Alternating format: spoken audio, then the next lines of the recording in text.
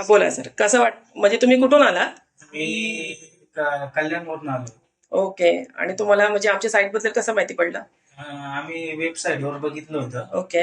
ते आम्हाला भविष्यरित्या चांगलं वाटतंय हम्म. आणि सरांना एक प्रकारे ओळखतो मार्गदर्शनानुसार ओके कधीसाठी. ओके ओके ओके तर ओळखीप्रमाणे आलो. ओके.